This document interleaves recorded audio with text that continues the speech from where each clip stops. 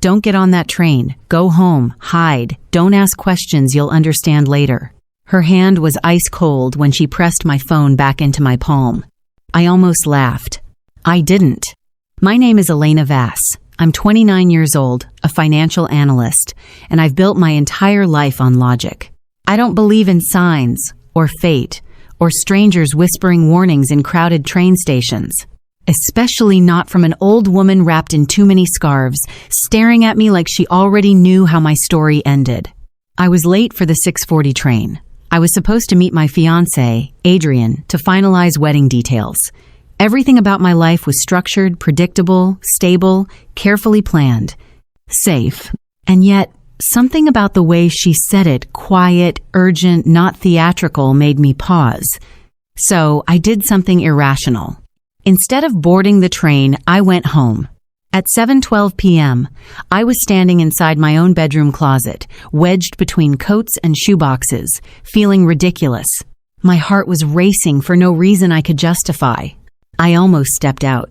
Then I heard my front door unlock. Adrian's voice. I froze. I wasn't supposed to be home. He had a key for emergencies. That's what he told me 2 years ago when I gave it to him. Back when everything felt simple. Back when future wife sounded like a promise, not a plan. He didn't call my name. He walked in like he owned the place. Then I heard it. High heels. A woman's laugh. Soft, comfortable. My stomach dropped so fast it felt physical. For months, things had been off. He was distant, protective of his phone, quick to criticize me, my schedule, my clothes, my tone. He blamed it on wedding stress. I believed him, because I always believed data, not instinct. Through the thin closet door, I heard them move into the living room. The couch dipped under their weight. Glasses clinked. He brought wine to my apartment for someone else. I told you she'd be on that train, Adrian said casually. A pause. You're sure she doesn't suspect anything? The woman asked, amused. He laughed. And something inside me went very, very still. Not broken. Still. Relax, he said. She's predictable. She doesn't question me. She thinks I'm just overwhelmed with the wedding. The woman hummed. And the apartment? You'll move in after the honeymoon. Once everything's signed, it's basically ours. Ours. My chest tightened. Paperwork. The word hit harder than the betrayal. I replayed the past month instantly, him pushing for joint accounts, urging me to consolidate assets, convincing me to transfer my savings into an investment structure he managed. He framed it as trust, unity, marriage. She has no idea what she signed, he continued, pouring more wine. By the time she figures it out, the money's already moved. Moved. Everything I had. The woman laughed softly. You're cold. I'm efficient. My hands trembled, but my mind didn't. That was the moment everything shifted. I wasn't heartbroken. Not yet. I was calculating. Every document, every password, every point of access. They weren't just planning to betray me. They were planning to erase me. Then Adrian said something that drained the last trace of warmth from my body. After tomorrow, she won't be a problem anymore. The words weren't emotional. They were logistical. The woman hesitated. You're sure about the timing? She'll be on the 6:40, he said. I told her traffic would be bad. There's construction near the bridge anyway. The bridge.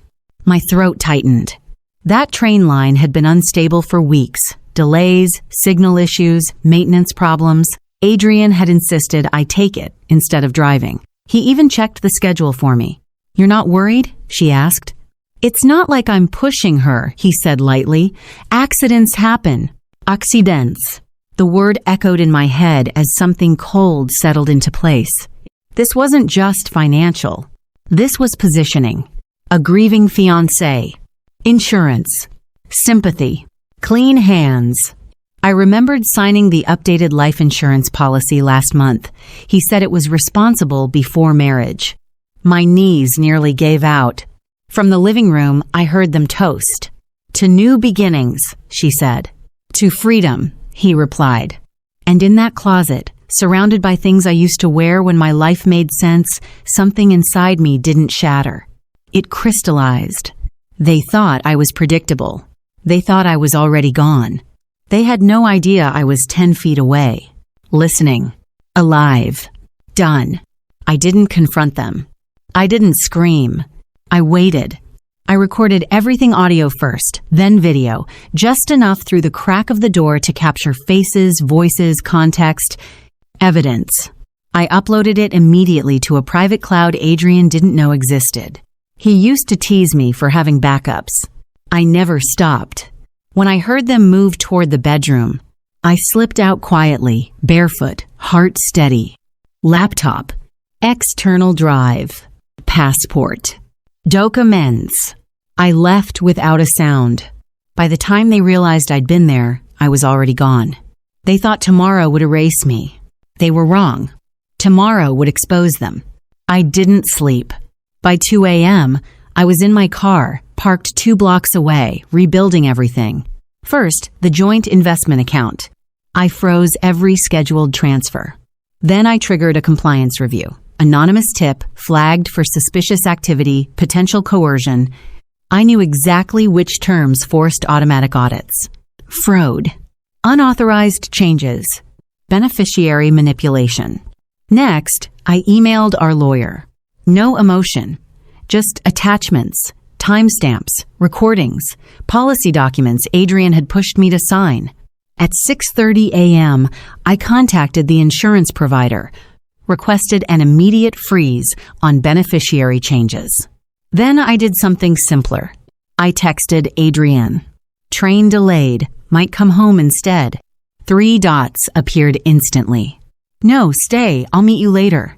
Panic doesn't hide well. At 7 a.m., I sent the edited footage blurred just enough to stay legal to a private link. One recipient. His mother. Ask your son about the 6:40 train. Then I turned off my phone and waited. When I turned it back on hours later, it exploded. Dozens of missed calls. Message. Voicemails. I played one. Elena, what is this? Adrian's voice wasn't calm anymore. Why is my mother calling me crying? Why are the accounts frozen? What did you do?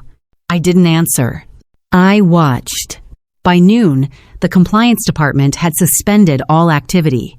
His access was restricted. He tried logging in multiple times. Each attempt logged. Each failure recorded. At 1 p.m., he showed up at my apartment. This time, I was inside. Not hiding. He pounded on the door. Elena, open it. We need to talk. Need. I opened the door slowly. He looked different, pale, disorganized, stripped of the confidence he wore like armor. You misunderstood, he started immediately. It was a joke. You know how people talk. A joke? I said quietly. About accidents? He didn't answer. I didn't get on the train, I added. And for the first time, I saw fear. Real fear. He kept talking, faster now. You're overreacting. You always twist things. You heard half a conversation. I heard enough. He stepped closer. You're ruining everything. The accounts, the wedding, my reputation. Your reputation? I interrupted. Not us. Not love. Damage control. I studied him. If I had boarded that train, I asked, and something had happened, would you have cried at my funeral? He didn't answer. That silence told me everything I needed. His phone buzzed. He glanced at it, and the color drained from his face. The investigation had escalated. The insurance company flagged the changes. The lawyer withdrew. Everything was collapsing. You sent it to my mother, he said, barely above a whisper. Yes. She thinks great too. You did. The truth sat there between us. Heavy. Finale. He left without another word. No anger. No threats. Just absence. 2 days later, I learned the train never crashed. But it was delayed for hours due to a signaling failure near the bridge. An accident waiting to happen. I never saw the old woman again. Sometimes I go back to that station, stand near the platform, and think about it. Was she warning me about the train? or about the man I almost married. Either way, I listened,